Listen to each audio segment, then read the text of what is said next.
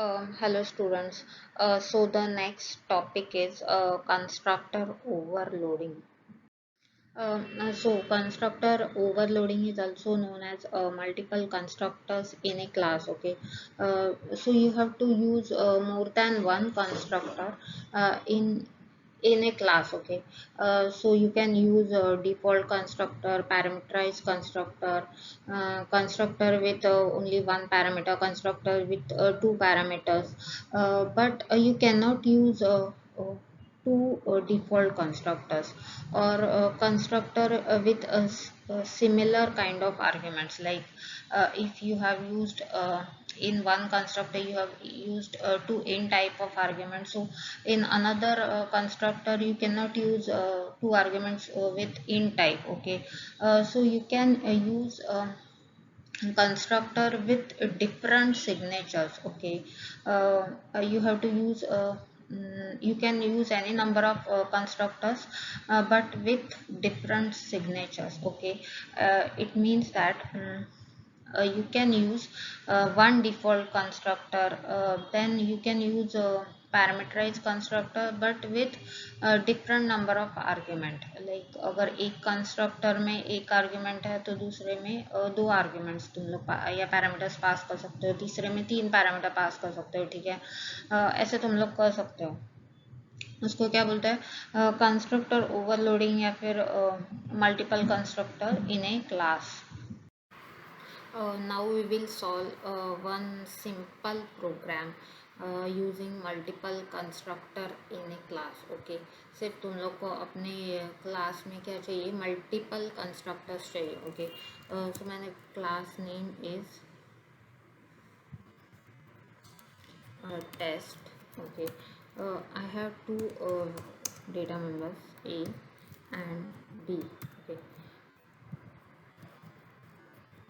Public. In public मैं एक constructor लेने वाली हूँ which is default constructor. Okay. So A का वैल्यू मैं सेट करूँगी 1 एंड बी का वैल्यू मैं सेट करूँगी 2. Okay. So you have to use multiple constructor in a class. तो ये एक कंस्ट्रक्टर हो गया विच इज़ डिफ़ॉल्ट कंस्ट्रक्टर. तुम लोग दो डिफ़ॉल्ट कंस्ट्रक्टर यूज़ नहीं कर सकते. ठीक है. तो हम लोग दूसरा क्या लेंगे, पैरामीटराइज कंस्ट्रक्टर टेस्ट, और मैं पैरामीटर पास करूँगी int x comma int y. Okay. A is equal to x and b is equal to y. ठीक है. ना ना कंस्ट्रक्टर विथ ये दो पैरामीटर है और वो कौन सा टाइप है, इंटीजर. तो तुम लोग another constructor with two parameters नहीं यूज़ कर सकते. तो मैं क्या करूँगी, एक कंस्ट्रक्टर क्रिएट करूँगी, उसमें एक ही पैरामीटर लूँगी, int g. Okay. So a is equal to b is equal to क्या हो जाएगा, जी हो जाएगा. ठीक है. ना तुम लोग को ए एंड बी का वैल्यू डिस्प्ले करना है. तो मैं एक फंक्शन लूँगी वॉइड डिस्प सी आउट. ये क्या करेगा, सिर्फ ए एंड बी का क्या करेगा, वैल्यू डिस्प्ले करेगा.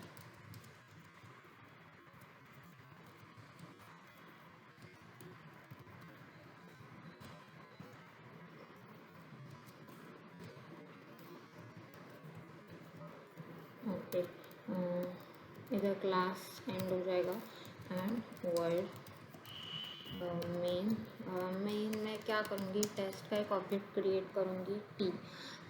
एज यू नो कि जब भी तुम लोग क्लास का ऑब्जेक्ट क्रिएट करते हो, जो मैंने क्रिएट किया टी, तो वो क्या करेगा, कंस्ट्रक्टर को कॉल करेगा. बट ये टी में कुछ आर्ग्यूमेंट्स नहीं है, तो वो कौन से कंस्ट्रक्टर को कॉल करेगा, डिफ़ॉल्ट कंस्ट्रक्टर को कॉल करेगा. एंड ए एंड बी का वैल्यू क्या सेट हो जाएगा, 1 एंड 2.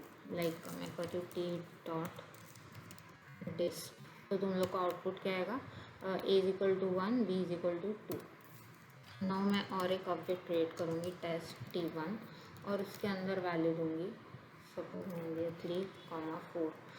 ठीक है. नाउ इसके अंदर 2 इंटीजर टाइप का वैल्यू है, तो वो कौन से कंस्ट्रक्टर को कॉल करेगा, ये इसको कॉल करेगा क्योंकि इसके अंदर दो पैरामीटर्स है इंटीजर टाइप के, ठीक है। नाउ ए का वैल्यू क्या हो जाएगा x, वेयर हम लोग ने एक्स का वैल्यू क्या दिया 3, तो ए का वैल्यू हो जाएगा 3 एंड बी का वैल्यू क्या हो जाएगा 4, ओके। तो t1 डॉट डिस्प करूँगी तो तुम लोग को ए एंड बी का वैल्यू क्या हो जाएगा 3 and 4, okay. Now test t2 करूँगी मैं। नाउ मेरा जो लास्ट कंस्ट्रक्टर बचा उसमें एक ही वैल्यू है, तो मैं उसका वैल्यू क्या करती हूँ 5, okay. t2 dot disp, okay. तो A is equal to P is equal to क्या हो रहा है जी, एंड जी का वैल्यू क्या मैंने दिया 5, तो क्या आएगा ए इज इक्वल टू 5 आएगा, बी इज इक्वल टू क्या आएगा 5 आएगा। गेट सी एच,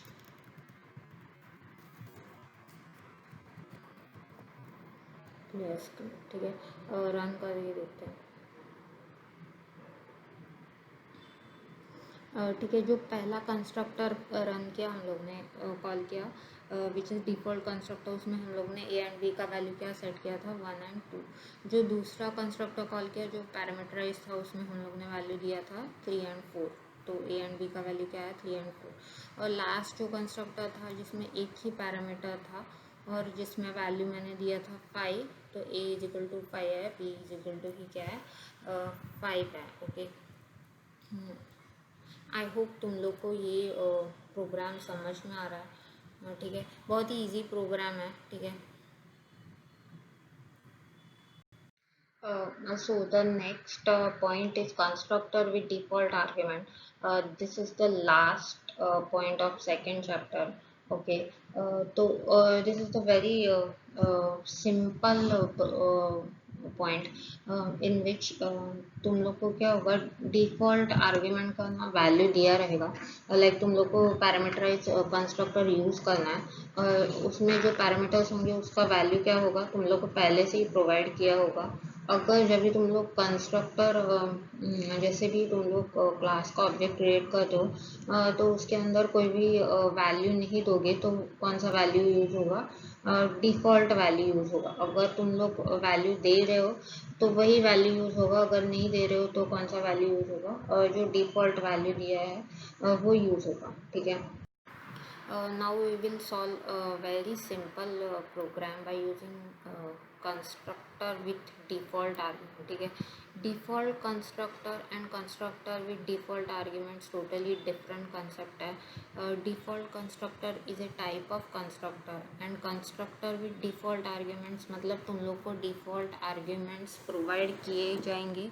अगर तुम लोग ऑब्जेक्ट क्रिएट करते हो तो कुछ भी आर्ग्यूमेंट पास नहीं करते तो क्या होंगे डिफ़ॉल्ट आर्ग्यूमेंट्स क्या होंगे यूज़ होंगे, ठीक है। So here my class is test, okay, and I have 3 data members in a comma b comma c, okay, and public में एक कंस्ट्रक्टर होगा विच इज़ टेस्ट एंड उसमें क्या विच इज़ पैरामीटराइज कंस्ट्रक्टर, तो int x is equal to 1, ठीक है, int y is equal to 2, int z is equal to 3। तो ये क्या है डिफ़ॉल्ट वैल्यू तुम लोग को प्रोवाइड किया जाएगा, ठीक है। डिफ़ॉल्ट आर्ग्यूमेंट्स लाइक x का डिफ़ॉल्ट वैल्यू क्या होगा 1, y का डिफ़ॉल्ट वैल्यू क्या होगा 2 एंड z का डिफ़ॉल्ट वैल्यू क्या होगा 3, ठीक है ना। a इज इक्वल टू क्या होगा x, b is equal to क्या होगा y and c is equal to क्या होगा z, okay.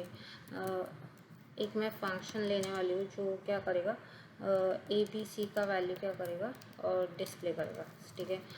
C out A and then C out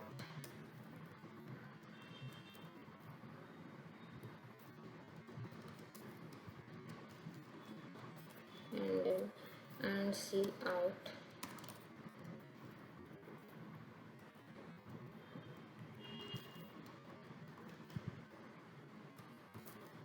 C and L, okay. ये फंक्शन एंड होगा, इधर क्लास एंड होगा end word main. Okay, now word main में क्या करूँगी, टेस्ट का ऑब्जेक्ट क्रिएट करूँगी T1। ओके, एंड उसमें मैं वैल्यू दूँगी 9,8,7। ठीक है, नाउ मैं T1 से कॉल करूँगी डिस्क। ठीक है, नाउ क्या आउटपुट आना चाहिए, ए का वैल्यू क्या आएगा, since a is equal to x and x का वैल्यू मैंने क्या दिया 9, तो ए का वैल्यू क्या आएगा 9। ये क्या है, किसका वैल्यू है, वाई का, एंड वाई का वैल्यू किसको जा रहा है, बी को, तो बी क्या आएगा 8 एंड सी क्या आएगा 7। ओके, नाउ मैं और एक ऑब्जेक्ट क्रिएट करूँगी test T2। Okay, now T2 में मैं सिर्फ दो ही वैल्यू दूँगी 6 and 5। Okay, T2 dot test, sorry T2 dot disc get ch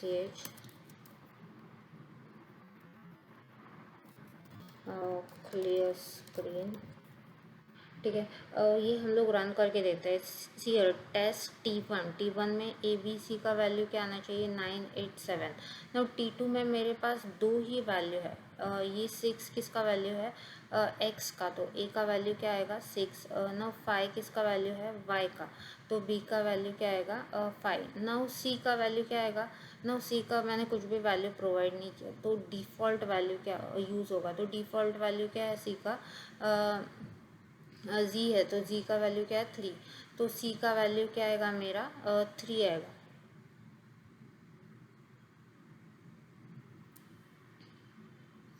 ठीक है, पहले मैंने क्या वैल्यू प्रोवाइड किया था 987, तो ए बी सी का वैल्यू क्या है 987।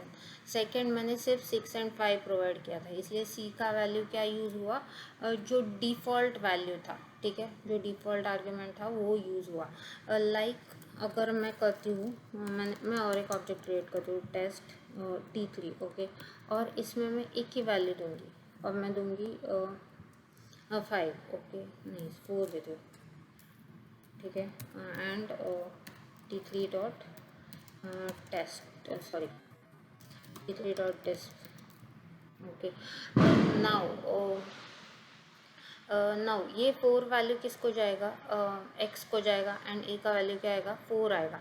नाउ बी का मैंने कुछ भी वैल्यू प्रोवाइड नहीं किया, सी का भी मैंने कुछ भी वैल्यू नहीं प्रोवाइड किया, तो बी का क्या डिफ़ॉल्ट वैल्यू यूज़ होगा विच इज़ 2, तो बी का वैल्यू क्या आएगा 2, एंड सी का भी डिफ़ॉल्ट वैल्यू यूज़ होगा विच इज़ 3, तो ए क्या आएगा 4, बी क्या आएगा 2, एंड सी भी क्या आएगा सी आएगा 3। ठीक है, तुम लोग देख सकते हो, ए का मैंने वैल्यू 4 प्रोवाइड किया था, बी का डिफ़ॉल्ट वैल्यू यूज़ हुआ विच इज़ 2, एंड सी का भी डिफ़ॉल्ट वैल्यू यूज़ हुआ विच इज़ 3। ओके, मैं और एक ऑब्जेक्ट क्रिएट करूँगी। ठीक है, टेस्ट T4, एंड इसमें मैं कुछ भी वैल्यू नहीं दूँगी। Now T4 dot disc. Okay, अब मैं इसमें T4 में कुछ भी वैल्यू नहीं दे रही हूँ। ठीक है, तो क्या आना चाहिए आउटपुट, अगर मैं कुछ भी वैल्यू नहीं देती हूँ तो ए बी सी का आउटपुट क्या आएगा 1 2 3, क्योंकि वो सारे डिफ़ॉल्ट वैल्यू क्या कर रहा है यूज़ कर रहा है। अगर तुम लोग एक वैल्यू नहीं दोगे तो एक वैल्यू किधर से यूज़ होता है, डिफ़ॉल्ट वैल्यू से, दो नहीं दोगे तो दो भी यूज़ होता है, तीनों के तीनों नहीं दोगे तो तीनों के तीनों क्या यूज़ होता है, डिफ़ॉल्ट वैल्यू यूज़ होता है। ठीक है, इसको क्या बोलता है, constructor with default arguments. Default arguments मतलब क्या है, जो पैरामीटर्स है उसका क्या है, आर्ग्यूमेंट्स तुम लोग को पहले ही दिए रहेंगे। ठीक है, विच इज़ डिफ़ॉल्ट। अगर तुम लोग इसका वैल्यू नहीं देते जब भी कॉल करोगे तभी, लाइक कंस्ट्रक्टर जब भी या ऑब्जेक्ट क्रिएट करोगे तभी, अगर वैल्यू नहीं देते तो कौन सा वैल्यू यूज़ होगा, डिफ़ॉल्ट वैल्यू यूज़ होगा। ठीक है, आई होप तुम लोग को ये कॉन्सेप्ट समझ में आ रहा है। ठीक है, तुम लोग को कुछ भी डिफ़िकल्टी होगा तो हम लोग ऑनलाइन सेशन में डिस्कस करेंगे। ठीक है, थैंक यू।